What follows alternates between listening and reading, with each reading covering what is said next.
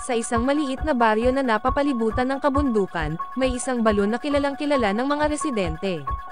Hindi ito pangkaraniwang balon, sabi ng mga matatanda, tuwing kabilugan ng buwan, may naririnig silang mga alingawngaw na nagmumula rito.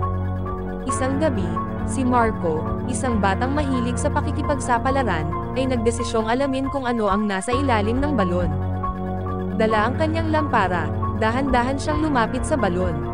Habang nakatingin pababa, may narinig siyang mahina at misteryosong tinig, parang nagmumula sa ilalim. "Tulungan mo ako," sabi ng tinig. Kinilabutan si Marco, pero nanag ang kanyang kuryosidad. Dahan-dahan niyang ibinaba ang kanyang lampara sa loob ng balon, umaasang makikita kung sino o ano ang nagmamakaawa. Habang ibinababa niya ang lampara, nakita niyang may mga marka sa loob ng mga bato, tila mga palad na sumubok kumapit ngunit bumagsak. Bumilis ang tibok ng kanyang puso.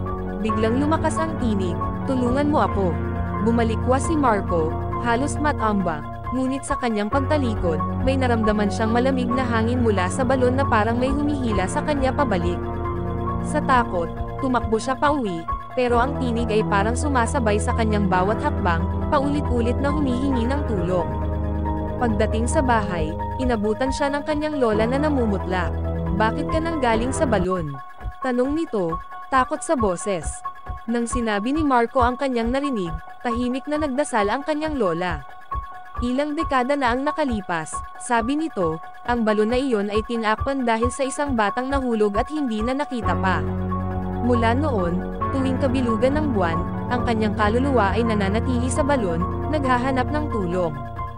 Mula ng gabi na iyon, si Marco ay hindi na muling naglakad sa tabi ng balon. Ngunit kahit saan siya magpunta, ang tinig ng batang humihingi ng tulong ay nananatiling naririnig sa kanyang isip, paulit-ulit, tuwing kabilugan ng buwan.